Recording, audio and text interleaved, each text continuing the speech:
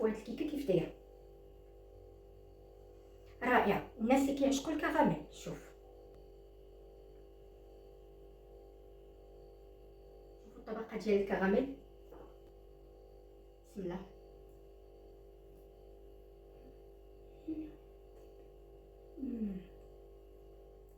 ضروري تجربوها، رائعه رائعه رائعه. كيكه غزاله رائعه. الناس اللي كيعشقوا الشوكولا هذه غتعجبكم بزاف، كتجي بحال البراوني وفيها طبقات كراميل. المهم شي حاجه اللي غزاله غتعشقوها. كنت حطيتها لضيافي حمقاتهم وما مشاو حتى خداو المقادير. الا جربتوها غتعجبكم بزاف. خليكم معايا حتى الاخير في الفيديو. غادي نبداو اول حاجه بالطبقه ديال الكيك اولا الطبقه ديال البراوني. في واحد الكاسرونه غادي ندير 125 غرام تاع الزبده، الا كانت من اصل حيواني يكون افضل. 200 غرام تاع شوكولاته سوداء نوعيه جيده. شوفوا باش نحاولوا نقادوا الحلاوه ديال هذا الكيك غتخدموا بشوكولا يكون نوار. بغيتو تخدموا حتى بالحليب، شوكولا بالحليب ممكن، غير هو يكون غيش ماشي سكر شوكولاتي، ضروري يكون غيش. المهم انا هنا خدمت بالشوكولات اللي فيه 75% كاكاو. بغيتو تخدموا حتى بديال 55% ما كاين حتى شي مشكل. انا كي قلت لكم كنحاول غير نعادل الحلاوه.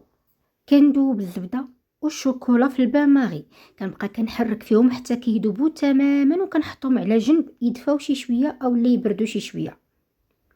في واحد البول غناخذ 3 ديال البيضات مع 100 غرام تاع سكر سنيده وشي شويه ديال الفاني، سواء النكهه ديال الفاني ولا هي هكا واحد ساشيه تاع سكر الفاني. غندير واحد شويه الملحه، قبيصه ديال الملحه،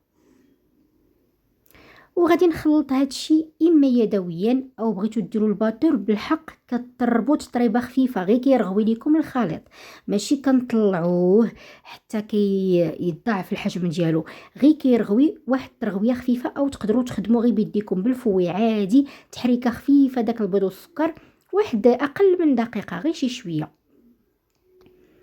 غادي نزيد دابا الخليط ديال الزبده والشوكولا. كي قلت لكم كنكونوا دفيناه اولا بردناه شي شويه، يعني ما كنخدموش بهذاك الخليط وهو سخون. هو اصلا اللي درتوه في البان ماغي وكتحركوا فيه حتى دابا راه ما كتلقاوش سخون، يعني كيدوب كتلقاوه شي شويه دافي. فاش كنخلط هذاك الزبده والشوكولا مع البيض غادي نزيد 3 ساشيات تاع الكاكاو و70 غرام ديال الدقيق الخاص بالحلويات، دقيق البيض. وهنايا غادي نخلط الخليط حتى ما كيبقاش عندي هذاك الدقيق ولا الحبيبات ديال الدقيق تيبان. هكا الخليط راه عندي واجد. غادي نجيب واحد المول ديال الكيك. انا هنا درت هذا ديال 22 ولا 22. بالحق بغيتها تجيني رقيقه، بغيتوها تجيكم عاليه تقدروا ديروا 21 ولا 21 ولا 20 ولا 20، ولا بغيتو ديروا مول دائري ولا اللي بغيتو ماشي مشكل. المهم راه كندهنوا بالزبيده. درت له البابي كويسون هكا حتى في الجنيبات باش ما كتلصقش ليا هذا الكيك. وغادي نكب الخليط ديال البراوني وندخلو للفران على درجه حراره 180. الفران اللي سخنته من قبل انا شعلت تحت وفوق خطره واحده، ولكن فرن كهربائي تقدروا ديروا غير اللي كيشعل من التحت فقط. المهم راه ما تعطلوهاش في الفران باش ما تنشف ليكمش. كتاخذ تقريبا واحد 20 دقيقه الا كثرات 25 دقيقه، ولكن الا كنتو شاعلين تحت وفوق راه 20 دقيقه كافيه باش كتبقى لكم معلكه من الداخل. غادي نوجدوا دابا الكراميل.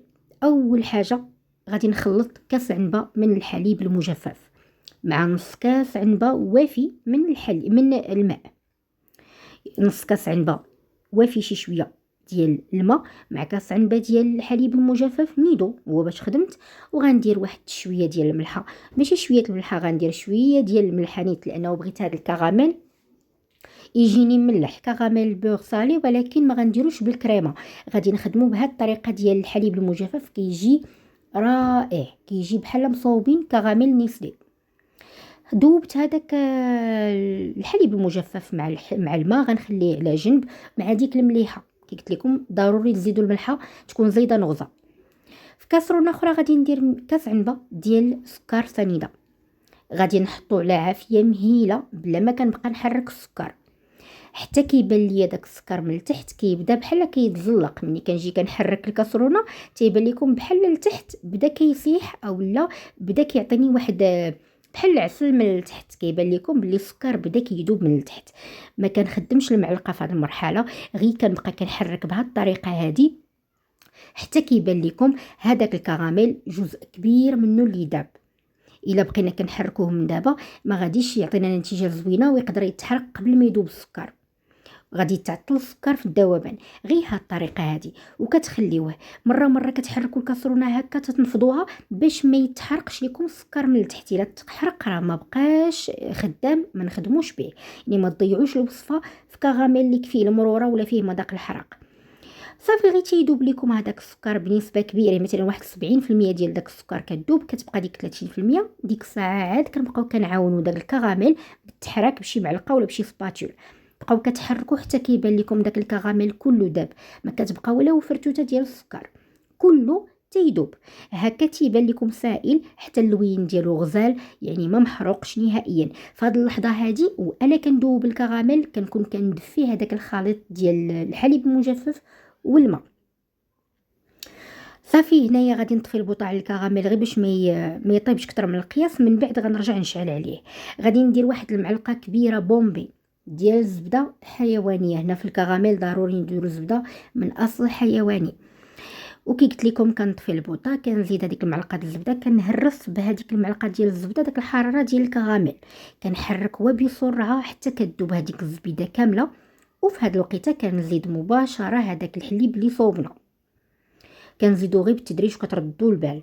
داك البخار يمشي يحرق لكم يديكم، كنكبو بالتدريج وانا كنحرك حتى كيذوب كامل. حتى كاع مثلا الا بان لكم داك الكراميل تجمع وتكلوت او ولات بحال يبان لكم تحجر، عادي شعلوا غير البوطه وغنبقاو كنحركوا فيه حتى كيرجع يذوب. هو في جميع الحالات غنبقاو بحال كنطيبوه شي شويه باش الكراميل ما كيجيناش سايح، ما كيجيش بحال شي صوص جاريه. بغيناه شي شويه ثقيل باش يبقى ثابت لينا فوق من الكيك. يعني من بعد ما كيذوب وكيبدا كيغلى كنخليوه شي دقيقه زوج حتى لثلاثه حتى كيبان لكم غلا مزيان وتختر واحد شويه، ما كيبقاش سائل، كيتختر واحد شويه. صافي هنايا راه عندي الكراميل واجد. بالنسبه للملحه ديالو كتحكموا فيها الا بغيتوه. انا كيعجبني يكون مالح، كيعجبني يكون ديك اللسعه ديال الملوحه باينه فيه، داكشي علاش كيعجبني ندير الملحه بزايد.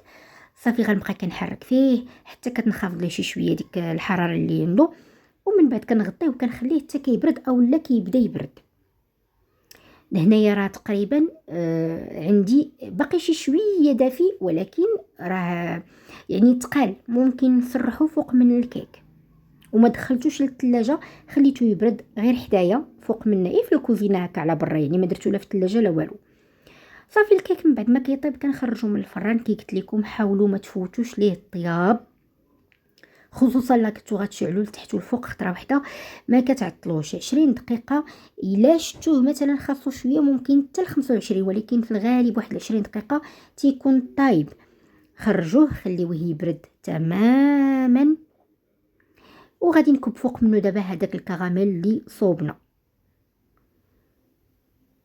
بالنسبه للكراميل الا مثلا درتوه في الثلاجه وشد راسو بزاف، خرجوه شي شويه حتى يطلق راسو وسرحوه فوق من هذا الكيك. حاولوا غير لا هذا الكراميل ما تسرحوش حتى الجناب ديال المول، باش غادي نخليو واحد شويه الفراغ في الجوانب، غادي نبلوكيهم من بعد بهاد الطبقه الاخيره اللي غنديرو باش ما يبقاش داك الكراميل كيصيح لينا من الكيكه. صافي هو الكراميل راه شي شويه يعني بين وبين، ما هو ثقيل ما هو سائل، ولكن غير باش نحافظوا عليه في الوسط ديال الكيك ما توصلوش للجنيبات. دخلت الكيك للثلاجه باش الكراميل يشد راسو فوق منها. الطبقه الاخيره درت فيها 150 غرام من شوكولاته سوداء نوعيه ممتازه. بغيتو حتى شوكولاته بالحليب ممكن على حسب الرغبه، ولكن راه غادي يجيكم شويه حلو. هذا علاش من الاحسن ديروا شوكولا نوار ويكون غيش ويكون النسبه ديالو شي شويه طالعه. كندوب هذاك الشوكولا في البان ماغي، غادي نزيد ليه واحد نص كاس عنبه ديال الحليب يكون شويه دافي، وكنخلطو مزيان حتى كنحصلوا على غاناش. غادي نزيد عليه 150 غرام تاع الكركاع اللي مهرمش.